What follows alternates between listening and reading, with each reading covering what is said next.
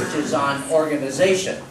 It's 5 to 7 minutes, and I think his whole speech is in the title, which is Communication in Context Using Video Clarity. Matt Moran. Matt. Fellow Toastmasters and guests, I think with a club that strives to improve the communication of its members, that a speech or a topic covering a facet of communication is always appropriate. I'm going to start with a story. My family, many years ago, attended a church local here, and like many churches, they had a great child care center. And so we would drop off our children, and we'd receive a tag with a number on it. And that was kind of our claim ticket. That's how you got your kid tag, based on your number, and there was exchanging of numbers going on all the time. But it was also a way that they notified you when your child needed you. So you'd be in church, and there were 2 large screens, and next to the screens were displays, and your number would flash. And if your number flashed, you knew that child care needed you for some reason. Well, with our first child, Matt, my oldest, we were never called out of church, not a single time. With my second child, Jessica, never called out of church, not a single time. We were under the misguided assumption we were good parents. Then we had our third. And our third, well, he was a different story. I can swear that we were called out of church while he was in utero. And I don't know how that occurred, but that proceeded to continue to happen. As a matter of fact, I think his numbers shine brighter than any other child in the child care. Somehow they knew how to dial that in. And so where we used to sit in the front of church, slowly we would start moving to the outside, till eventually we were sitting in the last 2 seats in the back of the auditorium as close to the door as possible. And we would have arguments coming in, who goes today when the number comes up. And there was a time that I went there, and there was one of the elders of our church, a dentist, holding a tissue, a bloody tissue, to Christopher's friend's mouth. And Christopher had knocked his tooth out. While they were playing, it was all in innocence. And then there was a time that Christopher got a Tic Tac stuck in his ear, and he was walking around telling everybody, "Smell, my ear is minty fresh." This particular time, I walk up in there and I'm wondering, what is it going to be now? And there's Christopher sitting in the chair, off by himself, angry and sullen.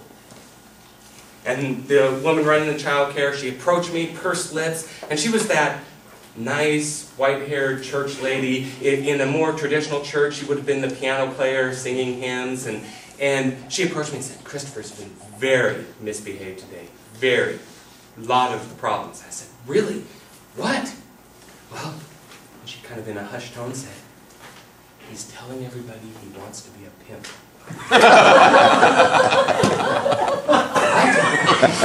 He's letting all the kids know he wants to be a pimp when he grows up. And I turn to Chris and I say, "Christopher, what is going on?" He says, "Dad, I want to be a pimp when I grow up." Where did this come from?" I said, "I was watching a movie with Matt, and there was a guy there that had a nice car, and I said, and they said he was a pimp. And I said, 'Matt, what's a pimp?'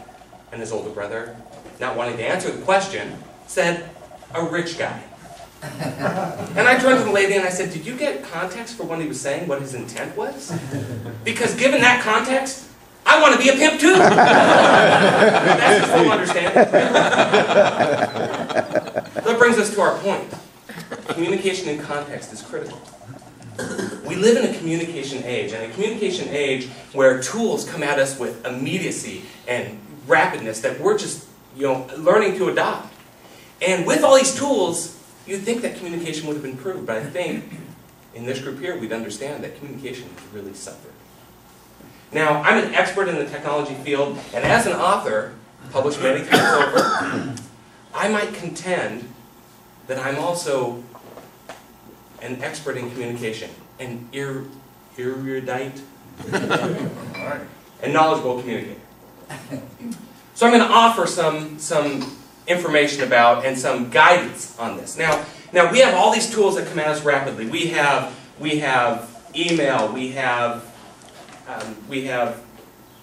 chat, and we have Facebook, and we have Twitter, and we have instant messaging on our phones.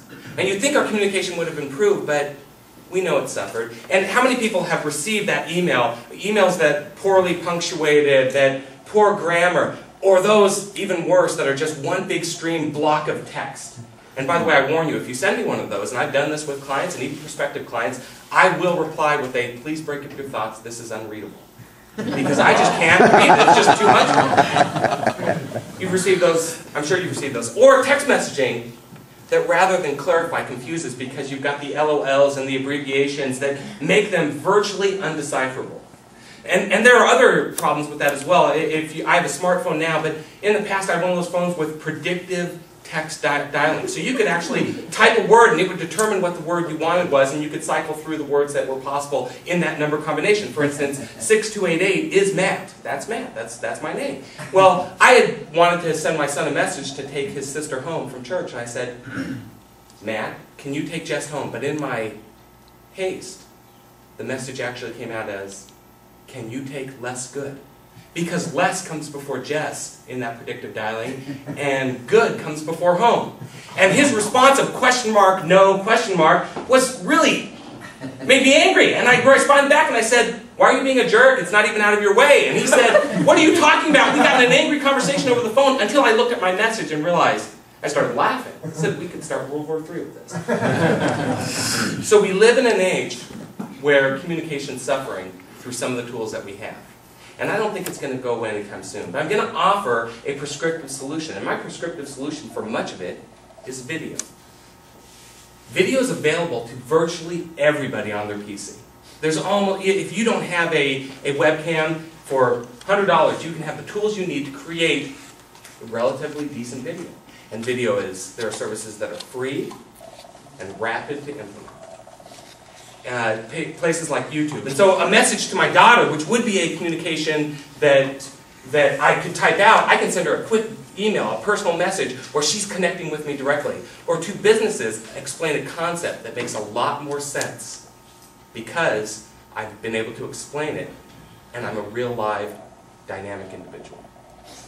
And so video is a great way to do that. Now I'm going to give you 3 tips to adopt video in a quick and easy fashion. The first is, don't spend a bunch of money.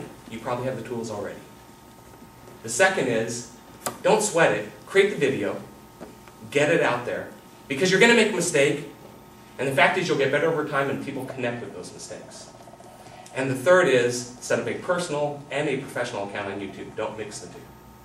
And I leave you with this thought. Rather than taking less good, or letting people know that you want to be a pimp, use video and put your communication in context. Thank you.